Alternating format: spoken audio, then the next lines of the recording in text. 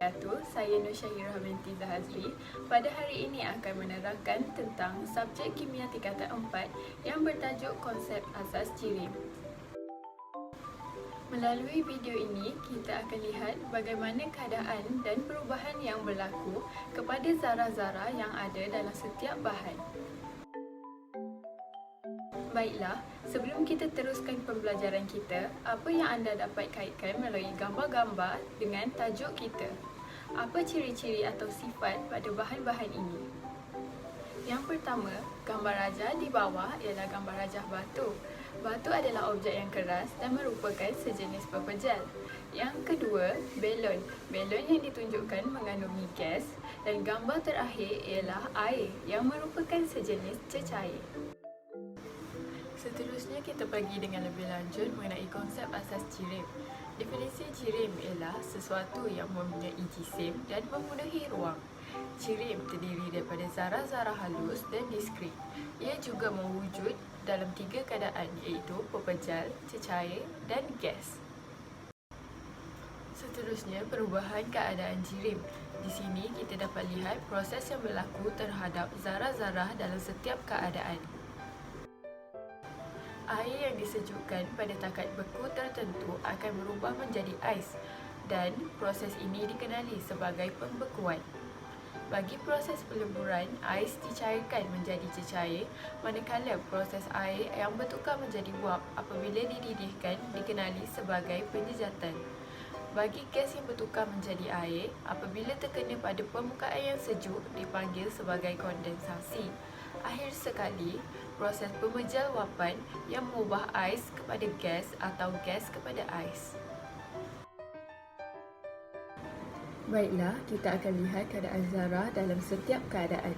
Yang pertama, pepejal. Pepejal disusun secara padat dan teratur. Tenaga kinetik bagi zarah ini adalah rendah dan daya tarikan antara zarah adalah kuat.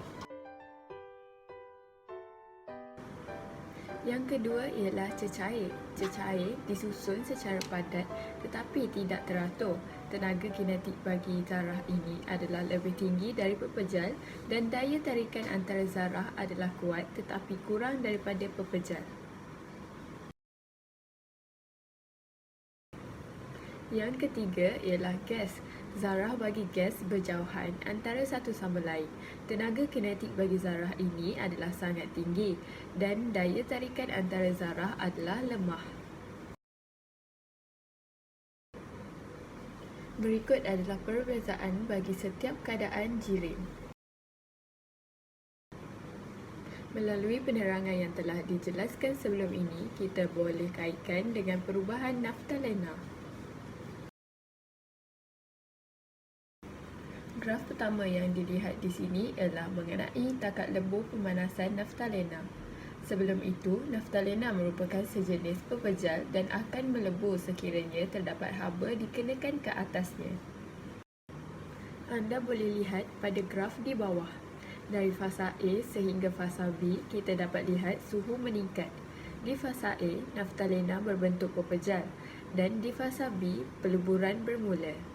Zarah-zarah pepejal menyerap tenaga haba dan bergetar dengan cepat. Oleh itu, tenaga kinetik bagi zarah ini semakin bertambah. Seterusnya, dari fasa B sehingga fasa C, kita dapat lihat tiada peningkatan suhu.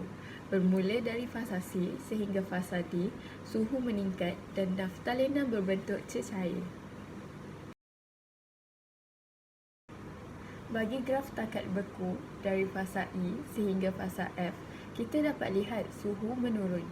Di fasa E, naftalena berbentuk cecair dan di fasa F, proses pembekuan berlaku sehingga fasa G. Tiada penurunan suhu dari fasa F ke fasa G. Bermula dari fasa G, suhu menurun sehingga ke fasa H. Bagi fasa ini, ia wujud dalam keadaan pepejal.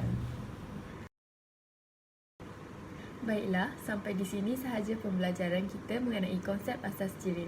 Sekian, terima kasih.